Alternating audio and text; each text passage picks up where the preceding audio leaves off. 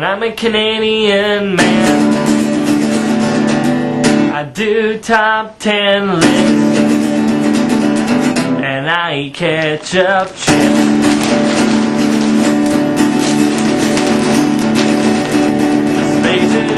Time and we're gonna do a review.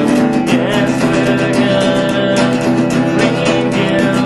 Talk about movies and comics too. Let's all go watch the review.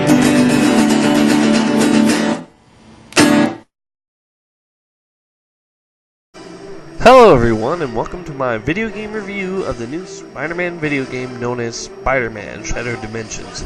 Now, before we get too much into this, though, I want to talk about Spider-Man's history when it comes to video games. Now, I don't know anything about the old games on those old consoles, however, none of those games really affected this one anyway, so I don't really need to go into them.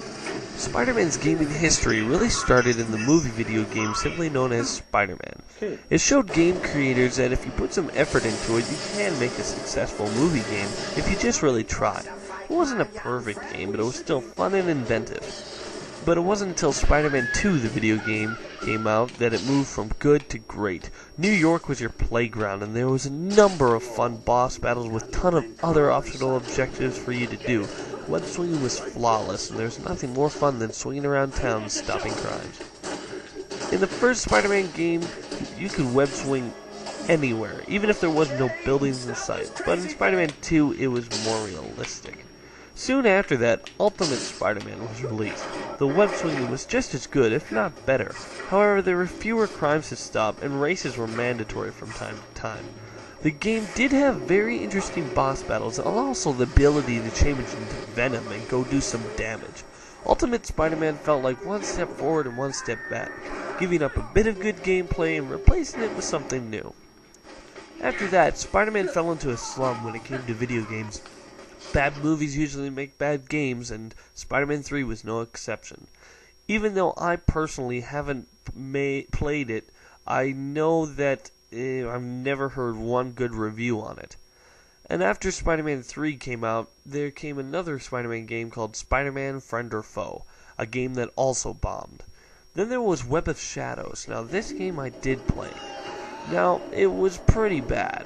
The story dragged on and the voice cast was annoying, and I must say, after playing all these other good Spider-Man games, I didn't think it was possible to have web swinging be so annoying. In Spider-Man 2, I could web around the city for hours. The Web of Shadows, I would have rather taken a cab. But now we come to Marvel's latest attempt in making a good Spider-Man game. And they decided not to take any chances with this one and make it not about one, but 4 Spider-Man. I guess they figured that if you played the game, you would at least like one of them. Is that the case? Well, let's find out. The story of Shattered Dimensions is really pretty basic. Spider-Man is in the process of stopping a museum robbery by Mysterio. In the fight, Spider-Man shatters the tablet of order and chaos, and the pieces fly all over the dimensions. Madam Web quickly appears out of nowhere and tells you that because you shattered the tablet, blah blah blah, entire universe is in danger, blah blah blah, and you and these other Spider-Man can only save the blah blah blah. So Spider-Man and all of his dimension buddies are on the case. There are 4 dimensions. Amazing, which is like normal Spider-Man, Noir, which is a dark twisted tale, 2099, a far distant future, and Ultimate Spider-Man, in which you get to use the black suit. The story feels like it was just made up with no effort. They needed a reason to play in all 4 worlds, and this was the excuse that they came up with. I wouldn't have minded if the levels themselves had a better story to them, but it doesn't. Every level is the same.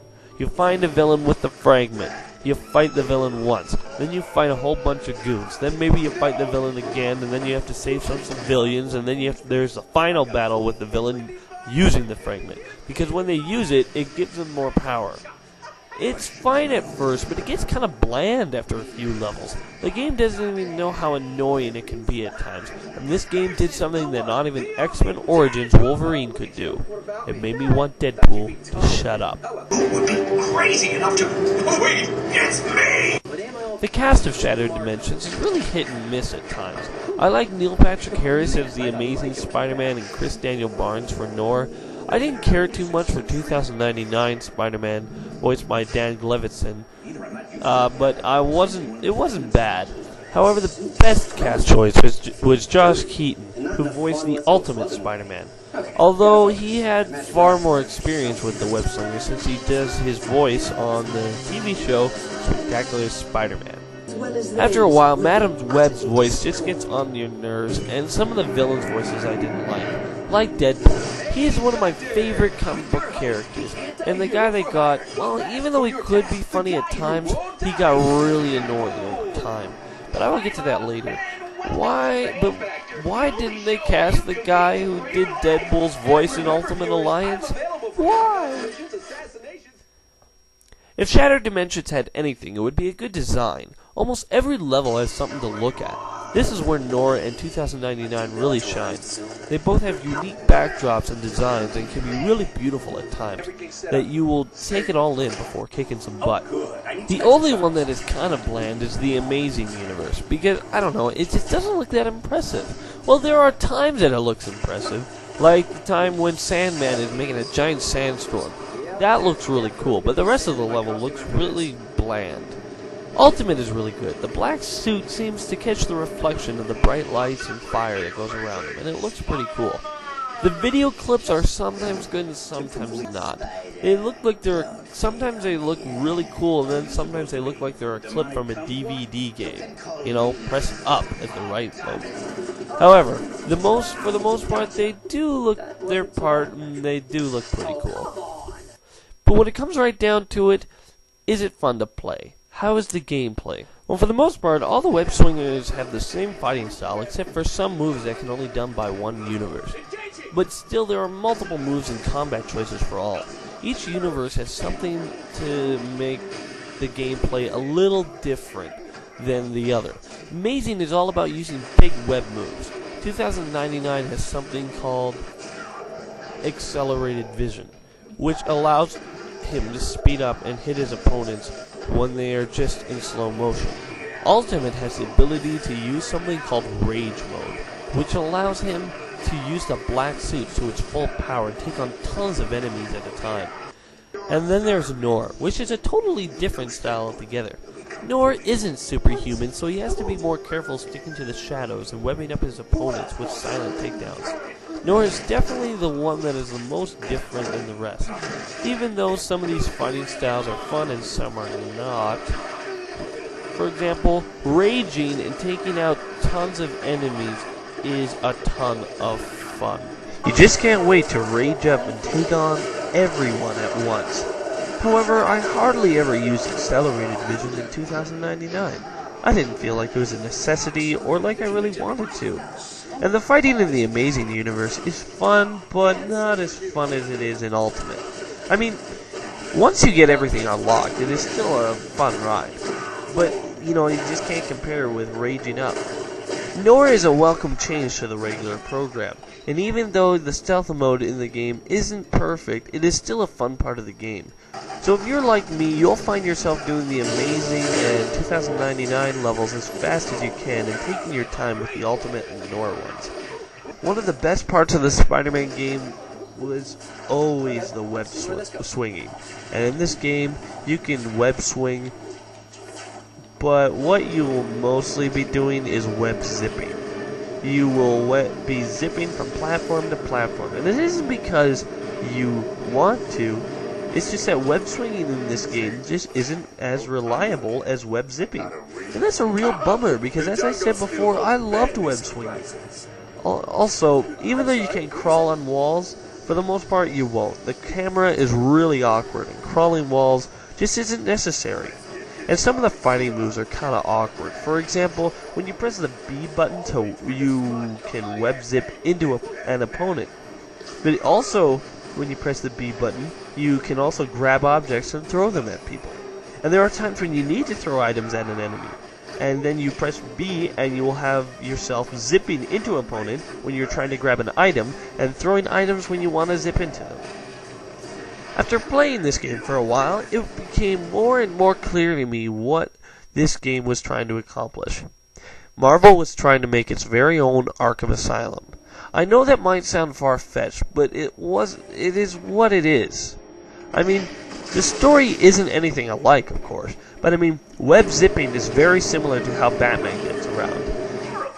And there are large enemies that you have to hit and then take out with big finishers. There are tokens and hidden spiders around levels, just like the Riddler's clues. Your Spidey sense is very similar to Batman's X-ray goggles.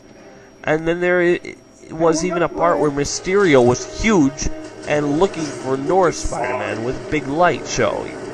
It looked too much like the Scarecrow levels. You got a cast that is a fair bit of the cast is from a Spider-Man TV show, and when, Arkham Asylum's cast is done by a lot of the actors from Batman the Animated Series. And Deadpool on the TV talking about all the things you're doing and is way too similar to the Joker on the intercom. Even the things you unlock are very similar. You unlock figurines and bios just like on the games in Arkham. And then there is Nor.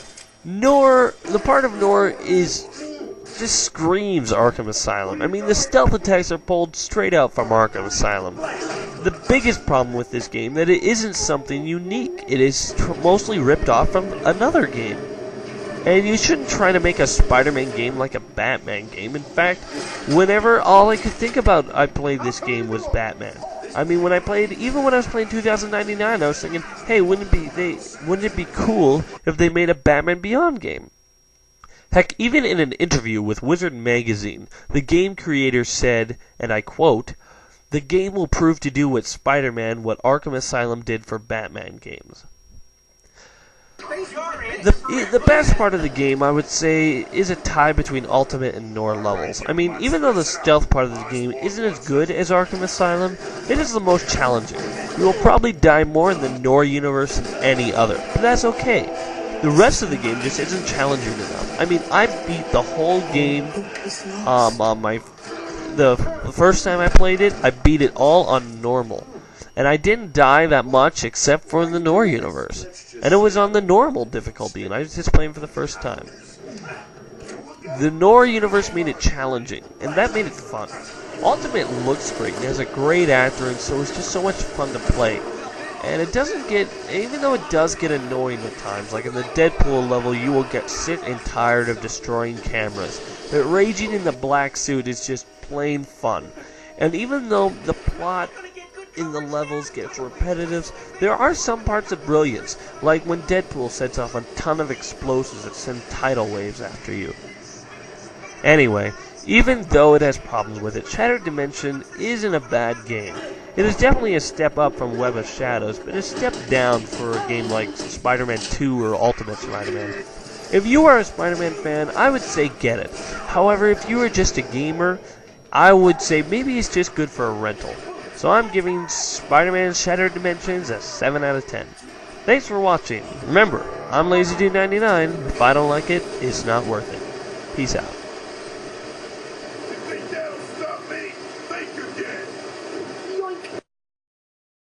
Be sure to check out more of my other videos on my channel, and wait for more coming soon.